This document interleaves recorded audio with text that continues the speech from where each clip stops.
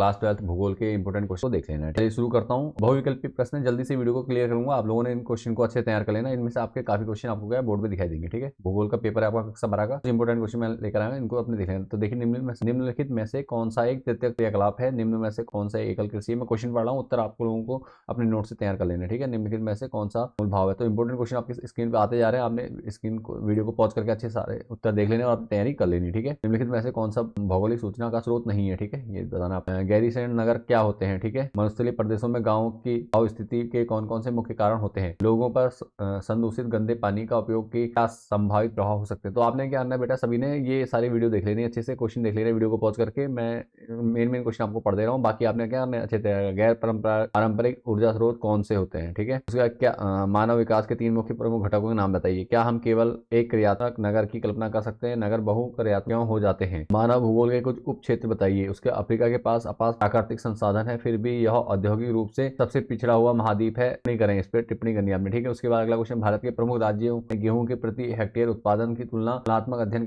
करें और अधिकतम व न्यूनतम उत्पादन वाले राज्यों का स्पष्टीकरण कीजिए। ठीक है, भूगोल में आपका ये आएगा। अगला क्वेश्चन देखो, मैं इंपोर्टेंट क्वेश्चन आप पढ़ते जाइए, बाकी मैं पढ़ दे रहा हूँ कुछ। हाँ ठीक है, कुछ क्वेश्चन मैं पढ़ा हूँ, कुछ आप लोगों ने क्या ना वीडियो को पॉज करके कर लेना। 17 क्वेश्चन है, पंजाब, हरियाणा और तमिलनाडु में उच्च भूजल विकास के लिए कौन से कारक उत्तरदायी हैं। उसके वायु प्रदूषण के मुख्य स्रोतों का उल्लेख करना। भारत में अभ्रक के वितरण का विवरण दीजिए। ठीक है, भारत में अत्यंत ठंडे, शुष्क एवं अत्यंत ठंडे व आर्द्र प्रदेशों में जनसंख्या घनत्व कम होने के कारण स्पष्ट कीजिए। ठीक है, विकासशील देशों में नगरीय बस्तियों की समस्याओं का विवेचना कीजिए। भारत में जनसंख्या के घनत्व को स्थानीय रूप में विवेचना कीजिए। इन क्वेश्चन को आपने अच्छे पढ़ लेना। ठीक है, प्राथमिक द्वितीय क्रियाओं में भेद, ये क्वेश्चन आपका बार बार रिपीट होता है, इसको अच्छे से तैयार कर लीजिए। ठीक है, भारत में जनसंख्या के घनत्व का स्थानीय स्वरूप की विवेचना कीजिए। अगला क्वेश्चन देखिए, जनसंख्या सूचना के आधार पर संक्रमण की विवेचना कीजिए। क्वेश्चन 38वां क्वेश्चन है आपका, बागवानी कृषि महत्वपूर्ण विशेषताओं की विवेचना कीजिए और विभिन्न देशों में उगाई जाने वाली कुछ प्रमुख रोपण फसलों का उल्लेख कीजिए। ठीक है, अगला निम्नलिखित में कुछ एमसीक्यू यहाँ भी हमने ऐड कर रखे हैं। निम्नलिखित को विश्व के मानचित्र में दिखाइए, यहाँ दिया हुआ है। ठीक है, मानचित्र वाले क्वेश्चन आपने यहाँ तैयार कर लेना। ठीक है, ये मानचित्र, आप मानचित्र में ज्यादातर इस टाइप के क्वेश्चन पूछते हैं, तो आपने तैयार कर लेना। इनमें से आपको काफी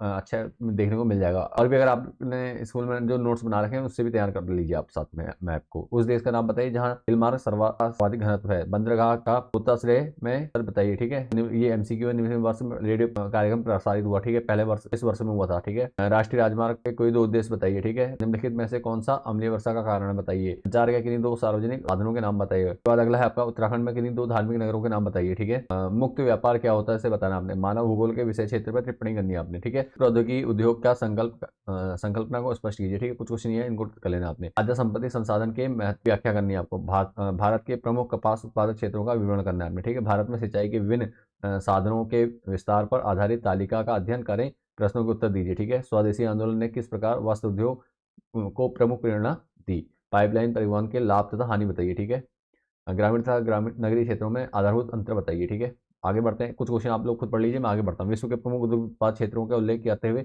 उन प्रमुख विशेषताओं का मूल्यांकन कीजिए। और मानव विकास क्या है, क्या साक्षरता मानव विकास के स्तर में परिलक्षित करती है, विवेचना कीजिए। विकासशील देशों में शहरी बस्तियों की समस्याओं का विवेचन कीजिए। तो टोटल यहाँ पे हमने 50 क्वेश्चन लिए हैं। इनमें से आपको काफी क्वेश्चन क्या है बोर्ड के एग्जाम में देखने को मिलेंगे, इनसे संबंधित ही प्रश्न आपको क्या है मिलने वाले। तो आपने क्या इनको और इनसे संबंधित कुछ प्रश्न आपने नोट तैयार कर लेने अपने, और उसी के आधार पर पढ़ के जाना। अगर आपने इनमें से कुछ क्वेश्चन पढ़ रखे हैं तो कमेंट में जरूर बताइए कि हाँ सर आपने इतने क्वेश्चन आपको अच्छे से आते हैं, और बाकी के आपको नए क्वेश्चन भी जो मिल गए उनको तैयार कर लीजिए। ठीक है, चलिए मिलते हैं नेक्स्ट वीडियो में, तब तक बाय एंड टेक केयर। ठीक है।